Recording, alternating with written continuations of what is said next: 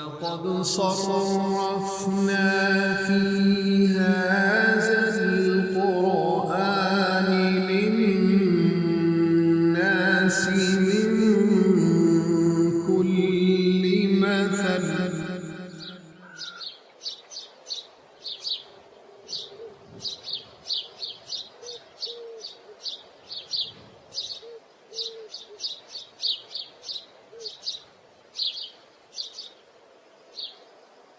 بسم اللہ الرحمن الرحیم قل یا ایہا الکافرون لا اعبد ما تعبدون ولا انتم عابدون ما ولا أنا عابد ما عبدتم ولا أنتم عابدون ما أعبد لكم دينكم ولي دين. معزز و مکرم خواتین و حضرات، سورۃ الکافرون کی تلاوت آپ نے سماعت فرمائی. ہم سب سے پہلے اس سورت کا ترجمہ پڑھتے ہیں، پھر اس کی مختصر سی تفسیر آپ کی خدمت میں رکھی جائے گی. اللہ کریم ارشاد فرماتا ہے، اے محبوب آپ فرما دیجئے،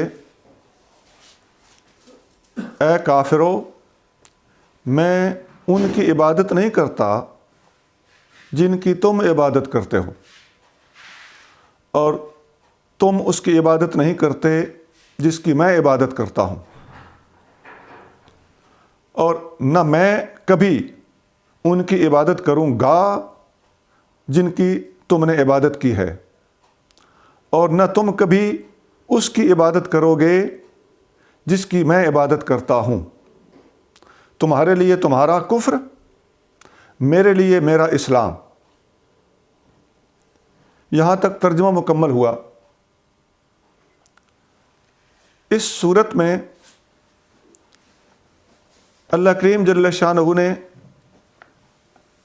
چند الفاظ تو ایسے استعمال فرمائے ہیں جو اردو میں بھی استعمال ہوتے ہیں،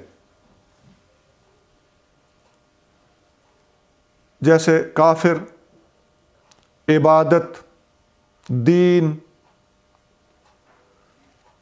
اور ایک لفظ ہے جو بار بار دہرایا گیا ہے،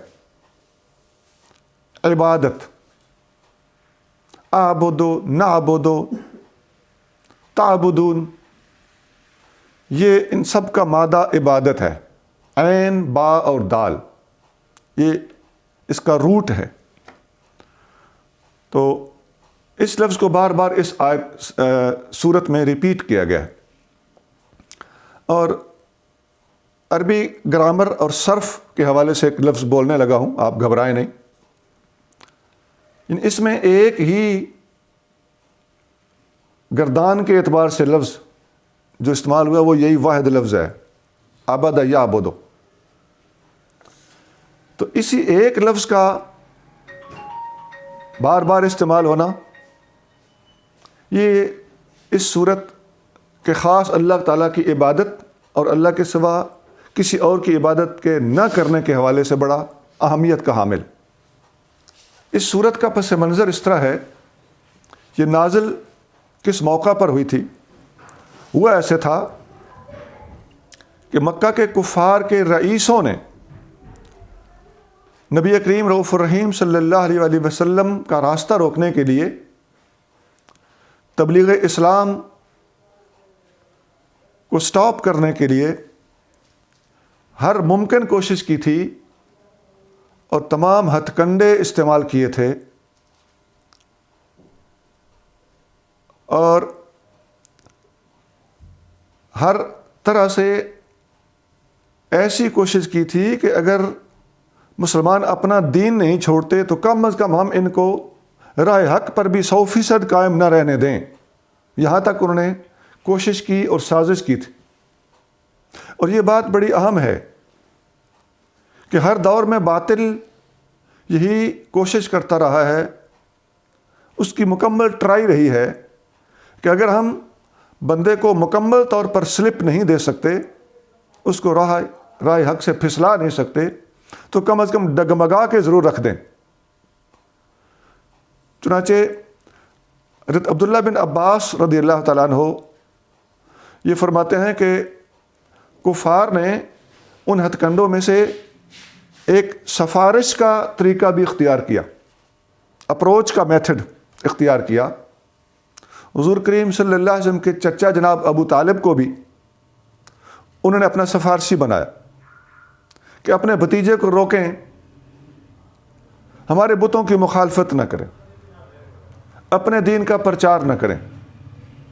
نبی کریم صلی اللہ علیہ وآلہ وسلم نے ان کو بڑا صاف جواب دیا، وہ بڑا مشہور جواب ہے کہ اے میرے چچا، اگر یہ لوگ میرے ایک ہاتھ پہ سورج اور دوسرے ہاتھ پہ چاند بھی رکھ دیں تو میں اپنے مشن سے باز نہیں آؤں گا۔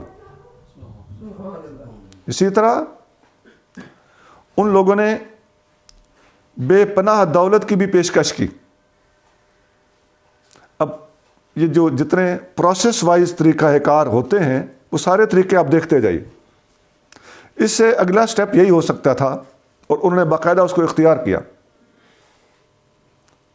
کہ آپ اتنی دولت لے لیں، منہ مانگی دولت لے لیں، اس کام کو چھوڑ دیں۔ نبی کریم صلی اللہ علیہ وسلم نے اس پیشکش کو بھی ٹھکرا دیا۔ پھر انہوں نے سرداری کی پیشکش کی، ہم آپ کو اپنا ہیڈ بنانے کو تیار ہیں، سردار ماننے کو تیار ہیں، لیڈرشپ دینے کو تیار ہیں، لیکن اپنا دین چھوڑ کے ہمارا ساتھ دیں۔ نبی کریم صلی اللہ علیہ وسلم نے اس بات کو بھی قبول نہ فرمایا۔ پھر انہوں نے یہاں تک کہہ دیا کہ آپ جس عورت سے چاہیں ہم آپ کا نکاح کرنے کو تیار ہیں۔ نبی کریم صلی اللہ علیہ وسلم نے اس پیشکش کو بھی ٹھکرا دیا۔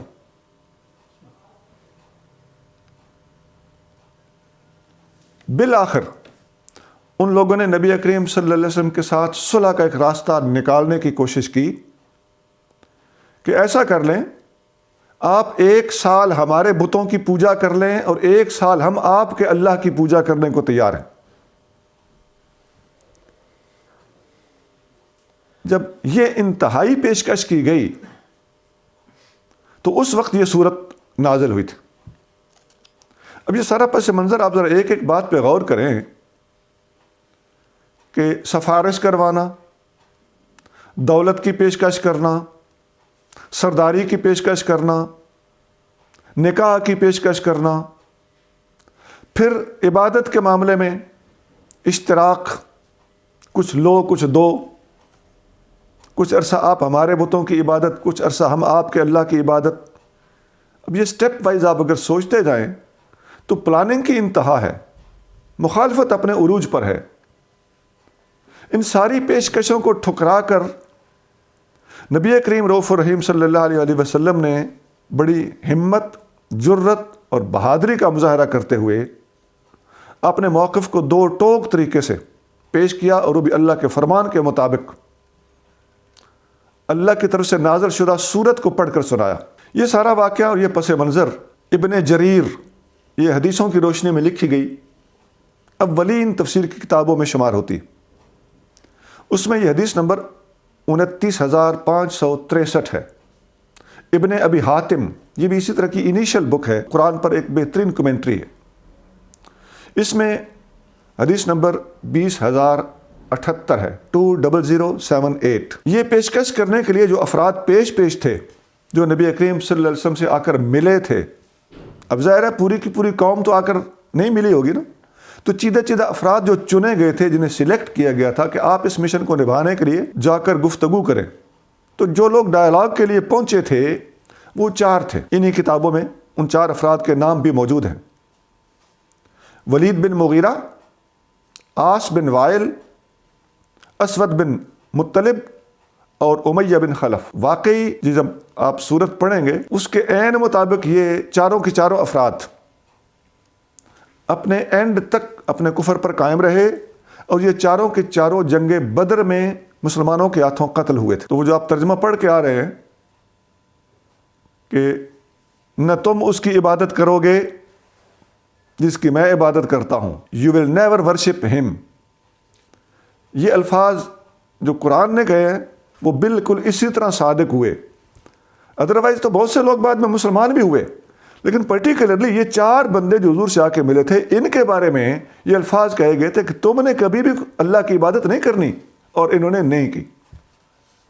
یہ ایک پیش گوئی تھی قرآن کی جو بالکل برحق ثابت ہوئی، اور جنگ بدر میں باقاعدہ بدر کے مقتولین کفار کے اندر ان چاروں کے نام ملتے ہیں۔ اس سورت کی جو پہلی آیت ہے، اس آیت کے الفاظ قل یا ایھا الکافرون، فرما دیجئے یا کہہ دیجئے اے کافرو، یہاں یہ آیت ختم ہو جاتی ہے۔ اس آیت میں الکافرون کا جو لفظ بولا گیا ہے، کافرو، یہ ایسے فلک شگاف الفاظ ہیں کہ ان الفاظ کے ذریعے اللہ کریم نے اپنے محبوب صلی اللہ علیہ وسلم کی زبان حق ترجمان سے اس زمانے کے مخالفین کے خلاف سارے کے سارے لحاظ اتار کر پھینکوا دی۔ وہ لوگ اپنی انتہا درجے کی کوشش اور کاوش کر چکے تھے، جہاں وہ اس قدر کوششیں کر رہے تھے اور وہ اپنی طرف سے سمجھ رہے ہوں گے کہ ہم نے بڑی کوشش کر لی، تو ادھر اہل اسلام کو بھی اس بات کی سمجھ آ رہی تھی کہ یہ یہاں تک اس نوبت تک پہنچ جانے والے لوگ سدھرنے والے نہیں ہیں، لہذا انہیں کھرے کھرے الفاظ میں اگر خطاب کر دیا جائے تو اس میں کوئی حرج نہیں ہے۔ اسی وجہ سے اس سورت کے کچھ نام اور بھی ہیں کتابوں میں۔ اس سورت کا ایک نام ہے مقشقشہ، یہ ابن ابی حاتم کے اندر نام مذکور ہے۔ مقشقشہ کا معنی ہوتا ہے شرک اور منافقت سے شفا دینے والی، اسلام اور کفر کو جدا کر کے دکھا دینے والی۔ اس کا ایک اور نام بھی ہے، وہ نام ہے منابذہ۔ منابذہ نبض کا معنی ہوتا ہے نون با زال، یہ زاد والی نبض نہیں ہے، زال اس کا معنی ہوتا ہے پھینک دینا۔ وہ جو میں نے ابھی لفظ بولا ہے کہ لحاظ اتار کر پھینک دیے، تو اس مفہوم کی طرف اشارہ ہے۔ اس نام میں مقشقشہ یا منابذہ، اس الفاظ، یہ نام اس صورت کے دو ٹوک اور اسلام کے اپنے موقف کو کلیئر کر دینے والے مفہوم کے اعتبار سے یہ نام اس صورت کو دیے گئے۔ نبی کریم صلی اللہ علیہ وسلم نے نہایت دلیری کے ساتھ مسجد حرام کے اندر کھڑے ہو کر، کافروں کے پاس کھڑے ہو کر، ان کے سروں پہ کھڑے ہو کر یہ صورت پڑھ ڈالی۔ اور اس کے علاوہ ویسے بھی نبی کریم صلی اللہ علیہ وسلم کا رویہ، طریقہ کار، یہ ہمارے ذہنوں میں ہونا چاہیے کہ جب بھی نبی کریم صلی اللہ علیہ وآلہ وسلم کو اللہ کریم کی طرف سے کوئی حکم ملا ہے تو نبی پاک علیہ السلام نے اس کو بے عین ہی اوبے بھی کیا ہے، فالو کیا ہے، اور اس میں ایک سیکنڈ کی تاخیر بھی نہیں کی۔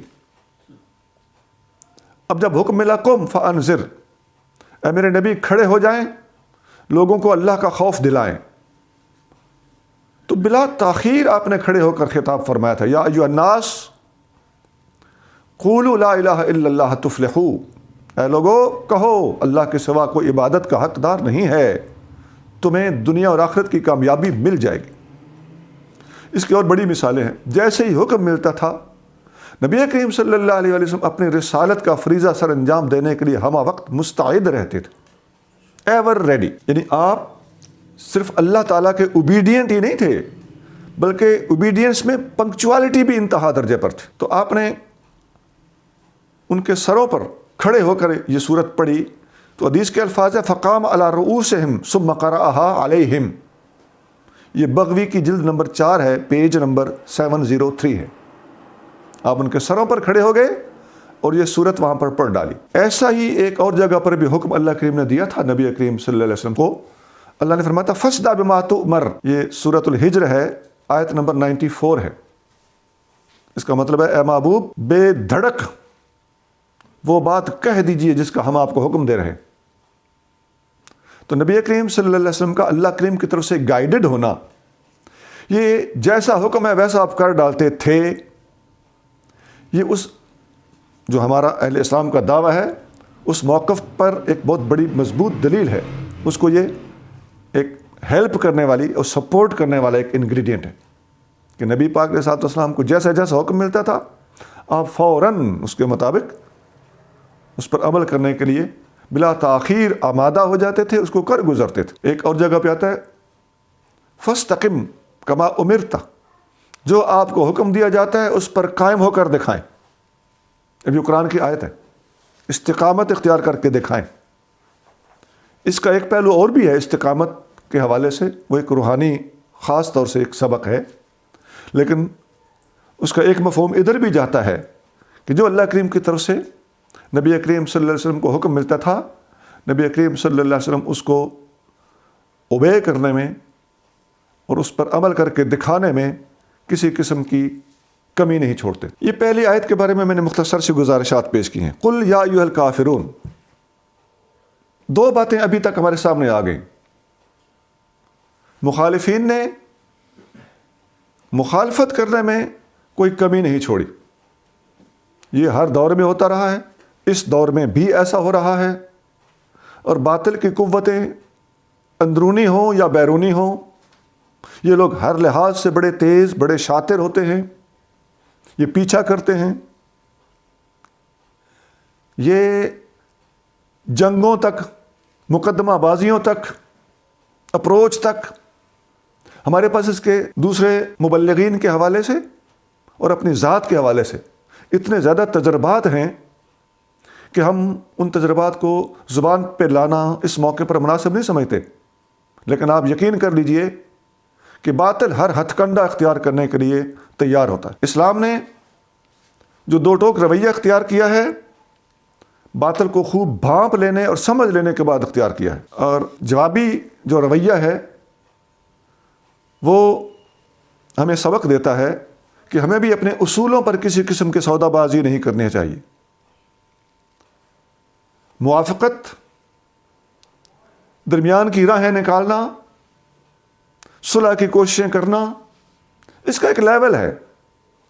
یہ کسی حد تک پولیٹیکل چیزوں میں ہو سکتا ہے، کچھ معاہدے وغیرہ ہو سکتے ہیں، لیکن جہاں تک اسلام کے بیسک اصول ہیں ان پر اسلام کسی قسم کی سودا بازی کی اجازت نہیں دیتا، اور نہ ہی کوئی غیور مسلمان اور مبلغ اس بات کو قبول کر سکتا ہے۔ یہی ہمارے نبی کریم رؤوف الرحیم صلی اللہ علیہ وسلم کی تعلیم ہے۔ دوسری آیت کے الفاظ ہیں لا اعبد ما تعبدون، اس کا ترجمہ عام طور پہ آپ کو ملے گا میں عبادت نہیں کرتا ان کی، چونکہ کافر بہت سے بتوں کو مانتے تھے، تو آپ نے ترجمے پہ شاید غور کیا ہو، میں دوبارہ آپ کی توجہ مبذول کرا دیتا ہوں۔ جہاں میں نے کافروں کے بتوں کا ذکر کیا ہے وہاں میں نے جمع کا صیغہ استعمال کیا ہے، میں نے لفظ پلورل بولا ہے، اور جب نبی کریم صلی اللہ علیہ وسلم جس کی عبادت کرتے ہیں اس پاک ذات کا جب میں نے ذکر کیا ہے ترجمہ کرتے وقت، تو وہاں پر میں نے سنگولر لفظ بولا ہے، تو واحد، میں نہیں عبادت کرتا ان کی جن کی تم کرتے ہو، اور تم نے بھی عبادت نہیں کرنی اس کی، سنگل، جس کی میں کرتا ہوں۔ یہ پورے ترجمے کے اندر چیز ملحوظ رکھی گئی ہے۔ تو یہاں اس کا ترجمہ یہ بنتا ہے، اس بات کو ذرا سمجھ لیں، نبی پاک علیہ الصلوۃ والسلام کو حکم دیا جا رہا ہے، محبوب یوں آیت پڑھیے، میں نہیں مانتا تمہاری بات کو اور نہیں کرتا میں عبادت تمہارے بتوں کی۔ یعنی یہ آپ کا جو انداز ہے وہ ریفیوژل انداز ہے، انکار کرنے کا انداز ہے، نفی اور انکار میں فرق ہوتا ہے. تو آپ کریم صلی اللہ علیہ وسلم انکار فرما رہے ہیں. حدیث شریف اسی بات کو سپورٹ کرتی ہے. اسباب النزول میں امام واحدی رحمۃ اللہ علیہ نے حدیث نمبر 787 بیان کی ہے. اس کے الفاظ ہیں کہ نبی کریم صلی اللہ علیہ وسلم نے فرمایا تھا معاذ اللہ ان اشرک بہ غیرہ، اللہ کی پناہ کہ میں اللہ کے ساتھ کسی کو شریک بناؤں. تو یہ انکار کا انداز بڑا واضح ہے.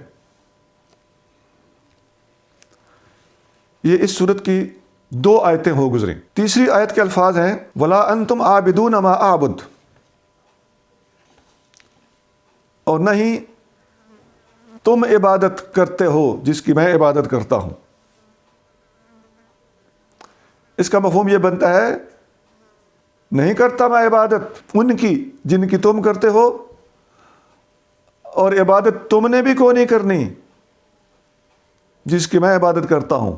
یہ جو تم پیشکش لے کر آئے ہو یہ جھوٹ ہے. گویا کافروں کے اندرونی پلان کو اس آیت نمبر 3 کے اندر بے نقاب کیا جا رہا ہے کہ نہیں کرنی تم نے عبادت. اور ایسا ہی ہوا، جیسا کہ میں پہلے عرض کر کے آ رہا ہوں، ایسا ہی ہوا تھا. ان لوگوں نے اپ ٹو دا اینڈ کبھی اللہ کو سجدہ نہیں کیا، حتیٰ کہ جنگ بدر میں نبی کریم صلی اللہ علیہ وسلم کی اور صحابہ اکرام علیہ رضوان کی مخالفت کرتے کرتے قتل ہو گئے، مگر اللہ کی عبادت کی طرف یہ کبھی نہیں آئے. اب چوتھی اور 5ویں آیت ان کو میں اکٹھا پیش کرنے لگا ہوں. ولا انا عابد ما عبدتم ولا انتم عابدون ما اعبد، اور نہ ہی میں عبادت کرنے والا ہوں جن کی تم نے عبادت کی ہے. یہ ان 2 آیتوں کا تعلق مستقبل سے ہے. پہلی 2 آیتوں کا تعلق حال سے تھا، ان اگلی 2 آیتوں کا تعلق مستقبل سے ہے، فیوچر سے ہے. نہ میں عبادت کرنے والا ہوں، neither I am going to worship those who you worship. تو پھر اگلے الفاظ ہیں ولا انتم عابدون ما اعبد، اور نہ ہی تم اس کی عبادت کرنے والے ہو، nor you are going to worship جس کی میں عبادت کرتا ہوں. یہ آئندہ کبھی نہیں ہوگا. یہ چوتھی اور 5ویں آیت یہ ڈکلیئر کر رہی کہ نہ میں نے تمہارے بتوں کو پوجنا ہے، نہ ہی تم چاروں کے چاروں جو آئے بیٹھے ہو تم نے میرے اللہ کی عبادت کرنی ہے. ایسا کبھی نہیں ہونا. یہ تفسیر بغوی بڑی بیسک تفسیر ہے، ہماری جو قرآن کی کمنٹری ہے بڑی معروف علمی اور بنیادی کمنٹری ہے. مدارک ہمارے درسوں میں پڑھائی جانے والی یہ کتابیں ہیں، مدارک اور جلالین اور بہت سی کتابیں ہیں. ان کے اندر یہ لکھا ہوا ہے کہ دوسری اور تیسری آیت کا تعلق حال سے ہے، پریزنٹ سے ہے، اور چوتھی اور 5ویں آیت کا تعلق مستقبل یعنی فیوچر سے ہے. یہ میں نے ان آیتوں پر 5ویں آیت تک پہنچ کر باقاعدہ حوالے دے کر کہ کون سی آیت کا تعلق کس زمانے سے ہے، میں نے ایک پریفریبل کمنٹری آپ کے سامنے رکھی. اب رہ جاتی ہے 6 اور آخری آیت، کیونکہ سورت کے اندر ٹوٹل آیتوں کی تعداد 6 ہے. اس آیت میں کفر اور اسلام کے درمیان اتحاد سے انکار کیا جا رہا ہے. یہ اتحاد نہیں ہو سکتا. ان کی پیشکش اور آفر کیا تھی کہ ہمارے ساتھ آپ اتحاد کر لیں، 1 سال کا اتحاد، 1 سال آپ ادھر آ جائیں، 1 سال ہم ادھر چلے جاتے ہیں. ان لوگوں پر یہ بات واضح طور پر پہلے ہی الکافرون کے لفظ میں کہہ دی گئی تھی. انہیں کافر کہہ کر، یہ بڑے جرت کے الفاظ ہیں. تو بالکل جہاں سے قل یا ایھا الکافرون کہہ کر سٹارٹ لیا گیا تھا، درمیان میں تفصیلی گفتگو کرنے کے بعد آخر میں دوبارہ لکم دینکم ولی دین، تمہارے لیے تمہارا دین کفر، میرے لیے میرا دین اسلام. یہاں پھر اسی مفہوم کو ریپیٹ کیا گیا لیکن الفاظ دوسرے ہیں اور حسن جداگانہ ہے۔ یہاں ایک بات کلیئر کر دینا مناسب ہے، اسلام توحید اور دیگر عقائد کے معاملے میں کسی قسم کی صلح اور کمپرومائز کو گوارا نہیں کرتا۔ یہ کوئی رواداری نہیں ہے، یہ کوئی لبرلزم نہیں ہے کہ اپنا دین چھوڑ دیا جائے یا اپنے دین کے اندر کسی قسم کا عقائد اور نظریات کے اندر کسی قسم کا رکھنا قبول کیا جائے۔ اسلام ایک یقین والا اور یقین فراہم کرنے والا دین ہے۔ اہل اسلام کو اپنے دین اسلام کے حق ہونے پر یقین حاصل ہے، اور کبھی ہمیں ڈگمگاہٹ کا شکار ہونے کی نہ ضرورت ہے، نہ اجازت ہے، اور نہ ہی ہمارے عقائد اور نظریات ہمیں اس چیز کی اجازت دیتے ہیں، اور نہ ہی ہمارے عقائد اتنے کچے ہیں خدا نخواستہ کہ ہم کسی قسم کی بات کے بارے میں تشکیک کا شکار ہو جائیں، شک شبے کا شکار ہو جائیں۔ اللہ ایک ہے اور ایک ہے۔ ہمارے نبی کریم صلی اللہ علیہ وسلم اپنے نبوت کا سکہ منوا چکے ہیں معجزات کے ذریعے، اپنی تعلیمات کے ذریعے، اپنے مضبوط دلائل کے ذریعے، اپنی سیرت اور کردار کے ذریعے۔ پوری دنیا کے اوپر اسلام اپنا غلبہ لاجیکلی ثابت کرنے کو اس وقت تک تیار ہے۔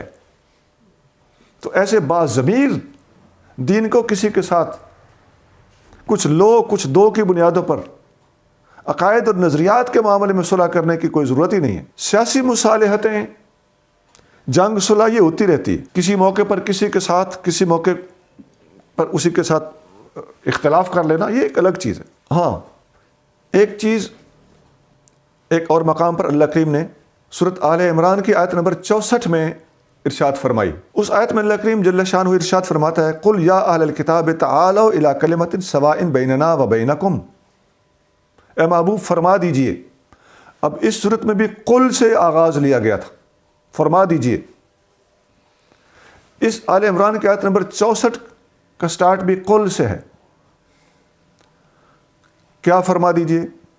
اے اہل کتاب، اس کلمے کی طرف آؤ جو ہمارے اور تمہارے درمیان کامن ہے، مشترک ہے۔ اللہ نعبد الا اللہ، وہ کامن چیز کیا ہے، مشترک چیز کیا ہے؟ وہ یہ ہے کہ ہم، آپ اور ہم، اے اہل کتاب، آپ اور ہم ایک کامن چیز کی طرف آتے ہیں، وہ یہ کہ ہم اللہ کے سوا کسی کی عبادت نہ کریں۔ ایک فرق میں واضح کرتا چلوں، وہاں قل یا ایھا الکافرون وہ بت پرست تھے، یہاں یا اہل الکتاب کی تصریح موجود ہے، لیکن سب کے مسلمان نہ ہونے میں تو اشتراک ہے نا۔ تو اسلام کا جو رویہ ہے وہ اس کامن فیکٹر اور اشتراک کے پیش نظر میں پیش کر رہا ہوں کہ وہاں لکم دینکم ولی دین کہا گیا تھا، اور یہاں حکمت عملی دیکھ لیں کہ ایسے الفاظ استعمال کیے جا رہے ہیں کہ اگر اتحاد کرنا ہی ہے نا، تو یہ جو آج کل بھی اتحاد بین الادیان، اس قسم کی باتیں یہ جو آپ سننے کو آپ کو مل رہی ہیں، تو اسلام کی جو حکمت عملی ہے، جو ہمیں طریقہ کار سمجھایا گیا ہے، وہ ایسا ہے کہ کسی کے ساتھ اگر اتحاد کرنا ہے تو اس کا کریڈٹ، اس کا فائدہ اسلام کو پہنچنا چاہیے۔ دیکھیے کس شرط کے ساتھ اتحاد کی دعوت دی گئی ہے، وہ شرط کیا ہے؟ اس کلمے کی طرف آؤ جو ہمارے تمہارے درمیان کامن ہے، اور وہ کیا ہے؟ ان سے نہیں پوچھا گیا، خود بتایا گیا ہے۔ وہ کیا ہے؟ ہم دکھائیں گے ہماری کتابوں میں بھی، ہم دکھائیں گے تمہاری کتابوں میں بھی۔ ان سے کہا جاتا نا کہ تم وہ پوائنٹ لے آؤ جو کامن ہے، تو وہ پتہ نہیں کیا کچھ کرتے، وہ لوگ ڈنڈی مارتے، وہ لوگ حق کو چھپاتے۔ مخالفتوں کی وہ روشیں آپ دیکھ کر آ رہے ہیں جو ہم نے ابھی آپ کو عرض کی ہیں۔ تو ایسے لوگ کہاں سیدھی بات کرتے ہیں؟ قرآن نے خود بتایا ہے کہ تمہارے پاس بھی یہ بات موجود ہے، تمہارے عقائد اور نظریات میں، تمہاری کتابوں کے اندر ریٹن ہے، اور ہمارے نظریات میں بھی وہ چیز موجود ہے۔ ہم تو دائی ہی اس چیز کے ہیں۔ وہ کیا ہے؟ اللہ نعبد الا اللہ، وَلَا نُشْرِكَ بِهِ شَيْئًا، ہم اللہ کے سوا کسی کی عبادت نہ کریں اور اللہ کے ساتھ کسی کو شریک نہ بنائیں. 2 بار لفظ بولے گئے، اللہ کے سوا کسی کی عبادت نہ کریں. یہ الفاظ بھی گزارا کرتے تھے، لیکن فردر مزید تاکید کی گئی، وَلَا نُشْرِكَ بِهِ شَيْئًا، اللہ کے سوا کسی کی عبادت نہ کریں 1، اس کے ساتھ کسی کو شریک نہ بنائیں 2. ملتی جلتی باتیں تھیں، لیکن تاکید کے لیے دوہرے لفظ، دونوں متضاد باتیں. اللہ کے سوا کسی کی عبادت نہ کرنا، یہ عبادت کے حوالے سے تھا، اور اللہ کے ساتھ کسی کو شریک نہ ٹھہرانا، یہ شرک کے حوالے سے تھا. تو اتنی تاکید کے ساتھ بات کر دی گئی. تو اس بات پر آؤ، اگر ہمارے ساتھ اتحاد کرنا ہے تو وہ جو اتحاد بتایا گیا تھا کہ 1 سال تم اور 1 سال ہم، 1 سال تمہاری اور 1 سال ہماری، 1 سال تمہارا رب 1 سال ہمارے خدا بت. تو یہاں سورۃ آل عمران کی اس آیت کے اندر وہ بات مزید مختلف طریقے سے واضح کی جا رہی ہے کہ اتحاد کی صورت یہی ہو سکتی ہے کہ اللہ کے ساتھ کسی کو شریک نہ بنائے. وَلَا يَتَّخِذَ بَعْضُنَا بَعْضًا أَرْبَابًا مِّن دُونِ اللَّهِ. اب ایک نئے طرز کے ساتھ اسی بات کو، شرک کی نفی کو، پھر تیسرے انداز سے بیان کیا جا رہا ہے کہ ہم ایک دوسرے کو اللہ کے سوا رب نہ مان لیں. اب آگے فرمایا فَإِن تَوَلَّوْا، اے میرے محبوب صلی اللہ علیہ وسلم، اگر آپ کی یہ لوگ پیشکش تسلیم نہ کریں، فَقُولُوا، تو سارے میرا محبوب بھی اور میرا محبوب کے صحابہ اکرام بھی مل کے جواب دو، تگڑے ہو کر جواب دو، باہمت ہو کر جواب دیجئے. فَقُولُوا اشْهَدُوا بِأَنَّا مُسْلِمُونَ، تو آپ اپنی طرف سے اعلان کر دیں کہ ہم مسلمان ہیں، ہمیں اپنے اسلام میں کوئی شک نہیں ہے. تو سورۃ الکافرون میں انہیں صاف کافر کہا گیا، اور یہ بودھی قسم کی صلح کی سازشیں ان کی یکسر نفی کر دی گئی. اور آل عمران کی اس آیت میں شرک کی یکسر نفی کرنے کے ساتھ ساتھ اپنے مسلمان ہونے کا اعلان کرنے کا بھی حکم دے دیا گیا. گویا وہاں قل یا ایھا الکافرون یہ الفاظ نوٹیبل ہیں، اور یہاں اشہدوا بأننا مسلمون، گواہ رہنا کہ ہم مسلمان ہیں، اس کے مقابلے پر یہ الفاظ بھی نوٹیبل ہیں. تو بے دھڑک انداز ہے اور کلیریفیکیشن اپنی انتہا پر ہے. یہ جو ہے کہ گواہ رہو کہ آپ مسلمان ہیں، اس آیت اور ان الفاظ کے اندر بھی وہ قل یا ایھا الکافرون اور لکم دینکم ولی دین، اس کی مکمل طور پر ان الفاظ کے اندر بھی جلوہ گری ہے، ان کا مکمل ریفلیکشن یہاں پر بھی موجود ہے. یہاں تک ہم نے اس صورت کی تفسیر کو اختصار کے ساتھ مکمل کیا ہے. اب 2 حدیثیں بھی پیش خدمت کرنا مناسب ہے جن میں نبی کریم صلی اللہ علیہ وسلم نے اس صورت کے فضائل، اس کی شان، اس کے فوائد بیان فرمائے. حضرت عبداللہ بن عمر رضی اللہ تعالیٰ عنہ روایت کرتے ہیں، رمقت النبی صلی اللہ علیہ وسلم شہرن، میں پورا مہینہ نبی کریم صلی اللہ علیہ وسلم کے ساتھ رہا اور حضور کے پیچھے نمازیں پڑھتا رہا. ویسے آپ صحابی ہیں، بہت عرصہ ساتھ رہے ہیں، لیکن یہ اس عرصے کی بات کر رہے ہیں جس عرصے میں نبی کریم صلی اللہ علیہ وسلم نے اس صورت کو زیادہ پڑھا ہے. تو پورا مہینہ میں نے دیکھا، اٹینڈ کیا. فکان یقرأ فی الرکعتین قبل الفجر بقل یا ایھا الکافرون وقل ھو اللہ احد. یہ ترمذی شریف کی حدیث نمبر 417 ہے، 417. نبی کریم صلی اللہ علیہ وسلم کو میں نے دیکھا، عبداللہ بن عمر کا یہ فرمان ہے کہ آپ کریم صلی اللہ علیہ وسلم نے پورا مہینہ صبح کی نماز کی پہلی 2 سنتوں میں، پہلی 2 رکعتوں میں، پہلی رکعت میں قل یا ایھا الکافرون پڑھی کنٹینیوسلی، اور دوسری رکعت میں قل ھو اللہ احد پڑھی. یہ اہل اسلام کے ہاں ایک معروف سنت ہے. اسی طرح کی حدیثیں مغرب کی نماز کے بارے میں بھی ملتی ہیں. تو عمل کا شوق رکھنے والے حضرات یہ بات بے شک نوٹ کریں کہ صبح کی 2 رکعتوں میں سنتوں میں یہ 2 صورتیں قل یا ایھا الکافرون اور قل ھو اللہ احد پڑھنا بڑی پیاری سنت ہے، اور مغرب کی بھی 2 رکعتوں میں یہی 2 صورتیں پڑھنا نبی کریم صلی اللہ علیہ وسلم کی سنت سے ثابت ہے۔ اور ان دونوں صورتوں کا تعلق شرک کی نفی سے ہے، اللہ کی توحید کے اس بات سے ہے۔ اور یہ 2 صورتیں اتنا پورا ان کا ایک سیٹ ہے اس طرح پڑھنا کہ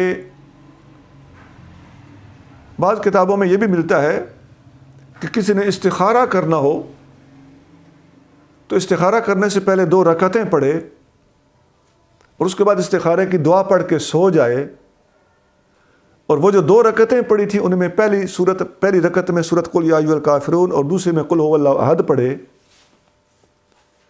یہ ساری بات ذرا سوچیں، واضح ہوتا ہے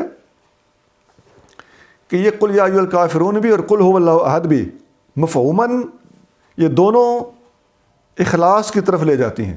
بعض کتابوں میں ان دونوں کا نام بھی سورۃ اخلاص ہے، ایسا تک ہے۔ ان کا استخارے میں پڑھنا، اور بعض صوفیاء سے تو ان دونوں صورتوں کا مخصوص تعداد میں روزانہ تلاوت کرنا اور پڑھنا، ایک تسبیح پڑھنا، یا اپنے بزرگوں کے بتائے ہوئے تجربات اور طریقوں کے مطابق ان کو ریسائٹ کرنا، انسان کے اندر اخلاص پیدا کرتا ہے۔ اور ان 2 صورتوں کی کثرت خیالات اس کی بھی نفی کرتی ہے، وسوسوں کی بھی نفی کرتی ہے۔ انسان کو اس کی ایک تسبیح روزانہ کی تلاوت انسان کے ذہن کو یکسو کرتی ہے، دماغ میں کنسنٹریشن پیدا ہوتی ہے۔ آپ پڑھ کے دیکھ لیں۔ تو جن دوستوں کے ذہنوں میں صرف یہی ہے نا کہ بس ایک مخصوص نہج تک ہی قرآن کو سننا سمجھنا ہے، وہ قرآن کے فیوز اور برکات، جو اس کی تلاوت کے فیوز اور برکات ہیں، ان سے محروم ہیں۔ بلا شبہ یہ بات یاد رکھ لیں، قرآن کو اگر کوئی صرف ناظرہ دیکھ کر پڑھتا ہے، اس کو ترجمہ نہیں بھی آتا، تو قرآن اپنا فیض دیتا ہے، لیکن اگر کوئی حفظ کر کے پڑھتا ہے تو قرآن اپنا فیض دیتا ہے، لیکن میں کسی جملے کو کمپلیٹ نہیں ہونے دے رہا تاکہ کوئی میری بات کو کاٹ نہ لے۔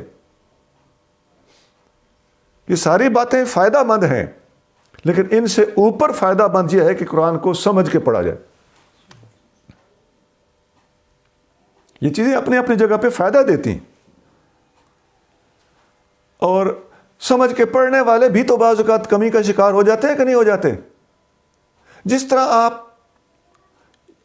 یہ کہہ سکتے ہیں کہ صرف ترجمہ سمجھے بغیر پڑھنا بے فائدہ ہے، تو پھر یہ سوال تو یہاں بھی ہوگا کہ ترجمہ پڑھ کے پڑھنا بھی اگر عمل نہ کیا تو بے فائدہ ہے، یا تو آپ سارے پھنس گئے۔ جو اس قسم کے سوالات اٹھاتے ہیں، اس سوال کے سامنے آ کے ذرا جواب دیں، نہیں دے سکیں گے انشاءاللہ تعالی۔ تو پتہ چلا کہ ہر چیز اپنے قدم پر، اپنے سٹیپ پر، اپنی سٹیج پر، اپنے لیول پر کارگر ہے۔ تو اصل مقصود تو عمل ہے۔ تو یہ سارے معاملات درست ہیں، پڑھنا بھی ٹھیک، حفظ کرنا بھی ٹھیک، سمجھنا بھی ٹھیک، عمل کرنا سب سے زیادہ ٹھیک۔ اب سوچتے رہنا اس بات پہ ایمانداری کے ساتھ، آپ کو بات سمجھ آ جائے گی۔ ایک اور حدیث ہے، ان فروۃ بن نوفل الاشجعی ان ابیہ قال، فروہ بن نوفل اشجعی اپنے والد گرامی سے روایت کرتے ہوئے کہتے ہیں، قلت یا رسول اللہ، میں نے عرض کیا یا رسول اللہ، علمنی ما اقول عند منامی، مجھے کچھ سکھائیے جو میں رات سوتے وقت پڑھا کروں۔ فقال، آپ صلی اللہ علیہ وسلم نے جواباً ارشاد فرمایا، اقرأ عند منامک قل یا ایھا الکافرون، اپنی نیند کے وقت قل یا ایھا الکافرون پڑھا کر۔ قال ثم نم علی خاتمتھا، یہ سورت جب ختم ہو جائے تو اس وقت کسی سے بات کیے بغیر سو جائے گا۔ فإنھا براءۃ من الشرک، یہ صورت شرک سے بری کرتی ہے۔ یہ مسند احمد ہے، حدیث نمبر 23,807 ہے، اور مستدرک حاکم میں 4033 حدیث نمبر ہے، اور یہ صحیح حدیث ہے 4033 مستدرک حاکم۔ تو یہ شرک سے بری کرتی ہے۔ میں نے پہلے بھی عرض کیا کہ شرک سے برات کا اظہار بھی ہے، اور شرک کی ساری قسمیں وہ دل سے نکالتی ہے۔ اس سے قرآن کی وہ برکات بھی سامنے آتی ہیں جو امام غزالی نے اپنی کتاب المنقذ من الضلال میں بیان کی ہیں۔ امام غزالی نے اسلام کی حقانیت کو واضح کرنے کے لیے وہ بڑی زبردست کتاب لکھی ہے۔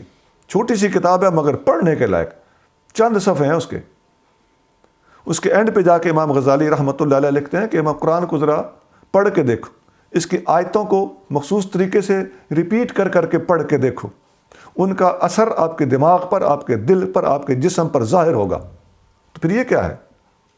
یہ قرآن کی حقانیت اللہ کا کلام ہونے کا ایک ثبوت ہے۔ اس کو صرف پڑھنے سے، اس کی تلاوت کرنے سے جو برکات حاصل ہوتی ہیں، جنہیں لوگ ورد وظیفے کہتے ہیں، اور عاد و وظائف کے طور پر ان صورتوں کو پڑھا گیا، اور نبی کریم صلی اللہ علیہ وسلم نے مختلف مواقع پر ان کے فیوز اور برکات کے ظاہر ہونے کا اظہار بھی فرمایا ہے کہ یوں پڑھو گے تو یوں ہوگا، اور ویسا ہی ہوتا ہے۔ آپ آزما کر دیکھ لیجئے۔ وسوسوں کا اور پراگندہ خیالی کا بہترین علاج سورۃ قل یا ایھا الکافرون ہے۔ اگر آپ بیٹھ جائیں باوضو ہو کر، قبلہ رخ ہو کر، تنہائی میں بیٹھیں، اور سینے میں بائیں طرف اس جگہ پہ انسان کا دل ہوتا ہے، ہرٹ، آپ آنکھیں بند کر کے دل کی طرف خیال کر کے بیٹھ جائیں، اور دل کے اندر آنے والے خیالات کو ایڈریس کریں کہ آپ نکل جاؤ، مجھے اپنے رب کے پاس تھوڑی دیر بیٹھنے دو، ایسا خیال کریں، اور وہاں یہ سورۃ قل یا ایھا الکافرون آپ پڑھیں، اپنے دل کے اوپر اس کو پڑھیں۔ آپ ایک ہی بار پڑھیں، زیادہ بار پڑھنے کے زیادہ فیوز اور برکات ہیں، میں بالکل سمپلیفائی کر کے بات کر رہا ہوں۔ آپ ایک بار پڑھیں اور تھوڑی دیر ادھر بیٹھ جائیں، تو دل خیالات سے جب خالی ہوگا تو دل آٹومیٹکلی اللہ اللہ کرے گا۔ کیوں؟ دل اصل میں تو جگہ ہے اللہ کی، ہم نے وہاں پر پالے ہوئے ہیں طرح طرح کے خیالات۔ جب وہ نکل جائیں گے اور قل یا ایھا الکافرون کے ساتھ وہ سارے کے سارے بھاگ کھڑے ہوں گے، تو اب آپ کو سمجھ آئے گی کہ جہاں یہ صورت آؤٹ سائڈر نان مسلمز کو بھگانے کے لیے اور ان کے خلاف دو ٹوک اعلان کے لیے نازل کی گئی ہے، وہ اپنی جگہ پہ 100% درست ہے، لیکن اس کے ساتھ ساتھ یہ تو روحانی فیوز اور برکات کی بھی بہت بڑی حامل صورت ہے۔ تو صوفیاء، اولیاء اور بزرگوں کی تعلیمات کو ایسے نہ سمجھنا، ان لوگوں نے تجربات کے ساتھ قرآن کو پڑھا ہوا ہے اور سمجھا ہوا ہے، اس کے فیوز اور برکات کو دیکھا ہوا ہے۔